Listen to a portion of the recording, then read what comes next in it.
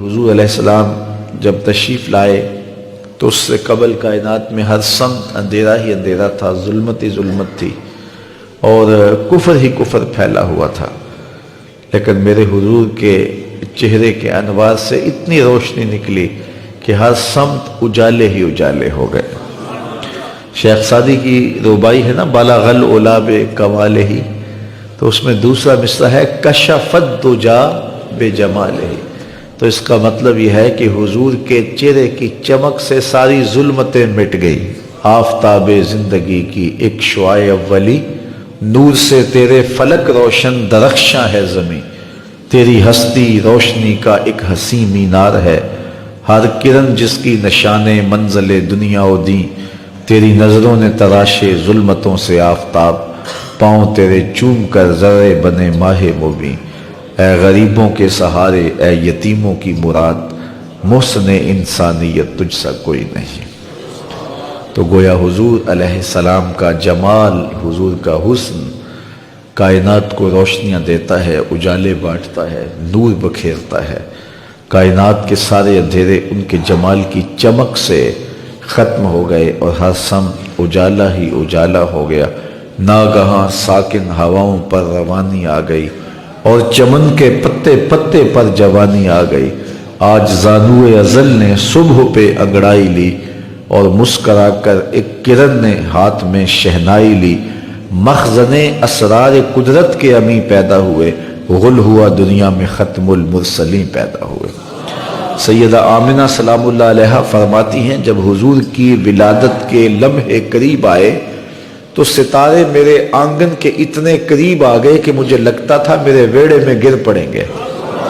اور فرماتے ہیں جو ہی حضور کی ولادت کے لمحے آئے، سیدہ آمنہ سلام اللہ علیہا فرماتی ہیں خرج منی نور ادا لہو قصور الشام، میرے بطن سے ایسا نور نکلا، اس کی روشنی اور اس کی چمک اتنی تھی، میں یہاں بیٹھی مکے میں تھی، شام اور بصرہ کے محلات مجھ کو نظر آنے لگے۔ یہ سیدہ آمنہ کا قول ہے سلام اللہ علیہا کا، اس کا کوئی بھی انکار نہیں کرتا، تمام مکاتب فکر کے لوگ اس کو مانتے ہیں، تسلیم کرتے ہیں۔ اور پھر اجالے ہی اجالے پھیل گئے، نور ہی نور پھیل گیا۔ سیدہ عائشہ رضی اللہ تعالیٰ عنہ اس چمک کی کہانی سناتے ہوئے فرماتی ہیں کہ میں ہاتھ میں سوئی لیے کچھ سی رہی تھی کہ میرے ہاتھ سے سوئی گر گئی، اور حضور کے گھر میں جو دیا ہے اس میں جلانے کے لیے تیل بھی نہیں تھا، تو میں پریشان ہوئی کہ اب گمی ہوئی سوئی کیسے ملے گی۔ ایسے میں حضور تشریف لائے تو میں نے عرض کیا تو حضور مسکرا پڑے، جس کی تسکین سے روتے ہوئے ہنس پڑے، اس تبسم کی عادت پہ لاکھوں سلام۔ تو کہا حضور مسکرا پڑے۔ اب اگلے لفظ سیدہ کے سنیے، فرماتے ہیں فَتُبُيِّنَتِ الْعِبْرَةُ بِشُعَاعِ نُورِ وَجْهِهِ، ایسی روشنی آئی کہ میں نے گمی ہوئی سوئی کو تلاش کر لیا۔ حضرت قاضی ثناء اللہ پانی پتی علیہ الرحمہ نے تفسیر مظہری کے اندر لکھا ہے کہ باقاعدہ عورتیں حلیمہ سعدیہ کے گھر آئیں اور کہا حلیمہ تو اتنی امیر ہو گئی ہے کہ رات کو بھی چراغ نہیں بجھاتی، بڑے بڑے امیر چراغ بجھا کے سو جاتے ہیں لیکن تیرے گھر میں رات کو بھی چراغ جلتا ہے، تو بڑی غریب تھی اور تیری تو قسم پرسی ضرب المثل تھی، لیکن اب تو اتنی امیر ہو گئی ہے کہ رات کو چراغ بجھا کے نہیں سوتی۔ تو حضرت حلیمہ سعدیہ نے فرمایا آؤ تمہیں بتاؤں میرے گھر میں کون سا چراغ ہے۔ تو باقاعدہ ان عورتوں کو اپنے گھر لے کے گئیں۔ حضور علیہ السلام پالنے میں تھے، پنگھوڑے میں تھے، تو حضور کی طرف اشارہ کر کے حضرت حلیمہ سعدیہ نے کہا ما کننا نحتاج الی السراج من یوم اخذناہ، جب سے یہ پیارا ہمارے گھر میں آیا ہم نے تو سارے دیے توڑ دیے ہیں، دیے کی ضرورت نہ مشعل کی حاجت، عجب روشنی تو نے پائی حلیمہ، بڑی تو نے توقیر پائی حلیمہ، بنی تو محمد کی دائی حلیمہ۔ کہتے ہیں حضرت حلیمہ سعدیہ کو دوسرے کمرے میں روشنی کی ضرورت ہوتی، حضور کو اٹھا کے وہاں لے جاتے ہیں، اور پھر انہیں جب بھوک تنگ کرتی حضور کے چہرے کو دیکھ لیتی، بھوک بھی مٹ جاتی، پیاس بھی مٹ جاتی، اندھیروں میں چراغاں بھی ہوتا، وہ سارا دن تو صحراؤں میں گھوم لیتی تھی، اسے جب بھوک لگتی تھی لبوں کو چوم لیتی تھی۔ حضور نبی رحمت صلی اللہ علیہ وآلہ وسلم کی ولادت سے پہلے کائنات کا نقشہ بہت زیادہ عجیب و غریب تھا. ظلم، تعدی، جور و جبر کا بازار گرم تھا اور انسانیت سسکیاں لے رہی تھی. سکا باپ اپنی بیٹی کو زندہ درگور کر دیتا تھا. بہنوں کی توقیر نہیں تھی.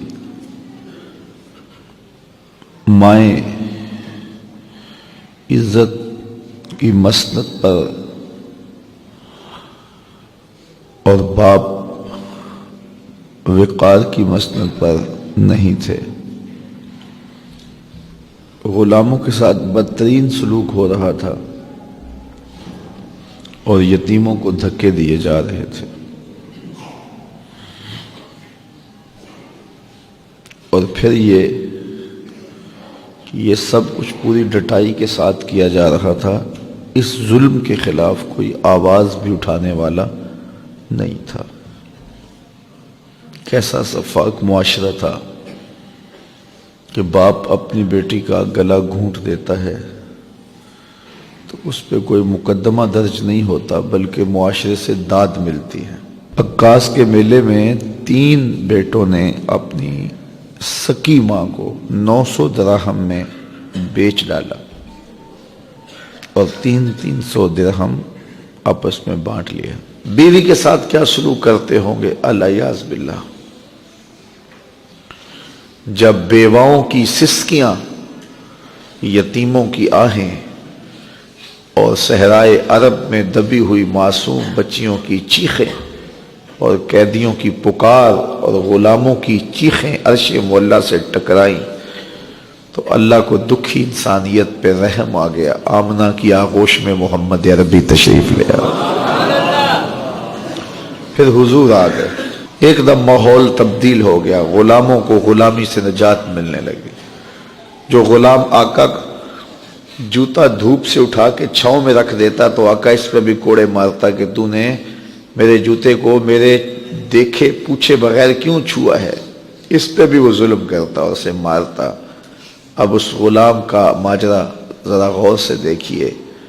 حضور معراج پہ جاتے ہیں تو واپس پلٹ کے آئے اور بلال حبشی کو بلا کے کہا، بلال تو کون سا نیک عمل کرتا ہے؟ میں نے جنت میں تیرے قدموں کی آہٹ سنی ہے. کیا خیال ہے اس ایک جملے نے ساری تھکن اتار نہیں دی ہوگی؟ اللہ اکبر. وہ ماں جو منڈی میں بکتی ہے حضور نے جنت کھینچ کے اس کے قدموں میں رکھ دی. اللہ اکبر. وہ بیٹی جو زندہ درگور ہوتی ہے. میرے اور آپ کے آقا و مولا نے ایک جملہ ارشاد فرمایا، ذرا اس کو اس پہلو اور تناظر میں دیکھیں. بیٹیوں کو قتل کرنے والوں سن لو، میری بیٹی فاطمہ میرے جگر کا ٹکڑا ہے. یہ بیٹیاں زندہ درگور ہوتی تھیں اور باپ اپنے ہاتھوں سے کرتا تھا.